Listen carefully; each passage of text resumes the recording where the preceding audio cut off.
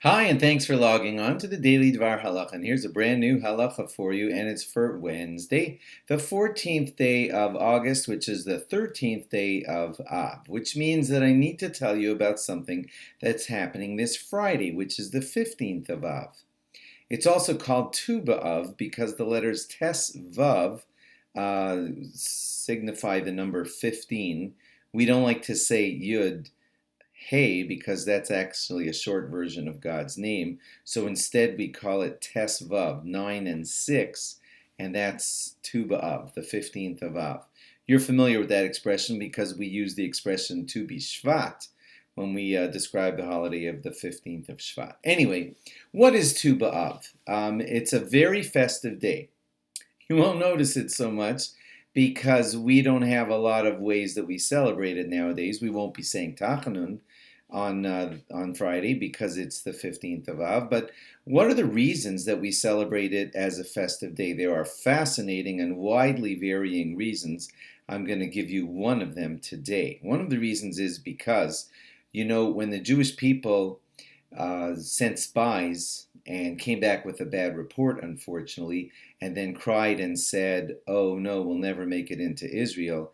That night happened to have been the 9th of Av. That was the first tragic thing that happened on the 9th of Av, and God said forever that it would be a day of wailing. They had said we would rather die in the desert instead of go into Israel, and God said, okay, you will die in the desert. And that entire generation, 600,000 men, all died off during the 40 years in the desert, and God said, instead your children will go in to the land of Israel. So, the Medrash tells us, fascinating, that every single year they dug graves. 600,000 graves were sort of available. Everybody got into the graves knowing that the 9th of Av was the night that they were destined to die. And every year 15,000 of them died, totaling 600,000 men at the end of their 40 years in the desert. And when it came to the last year in the desert, there were only 15,000 of them left, and they got into their graves on the 9th of Av because they had said we would rather die in the desert, and God said that will be your punishment. And now there were 15,000 left. They climbed into their graves on the 9th of Av, looked up at the sky, and waited to die. Well, morning came and they did not die, and they were very confused because in the previous years 15,000 had died, and now the last 15,000 were not dying.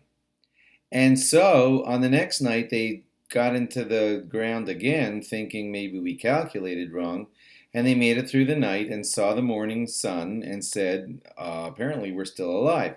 And they did that on the night of the 10th, the 11th, the 12th, the 13th, and the 14th, until on the night of the 15th they were lying in their graves looking up at the sky and said, wait a minute, that's a full moon.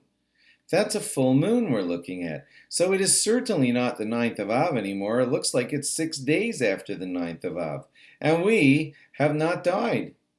It must be that God wants to spare our lives. And so they jumped out of their graves and celebrated. And you think I'm making this up. This is a fascinating reason as to how one of the first reasons that Tu B'Av became a very festive day. And we celebrate it all the way down to today. It's kind of wonderful after we go through the 3 weeks and the unbelievable experience of Tisha B'Av. 6 days later, and this year it's 5 days later, we have the holiday of Tu B'Av. And of course, then we go into Shabbos Nachamu, the Shabbos of comfort. And all that's going on coming up in about 2 more days. Maybe tomorrow and the day after, we'll try and give you some more reasons as to why this special day Tu B'Av is celebrated. Thanks for logging on. Log on again tomorrow for more. Bye-bye.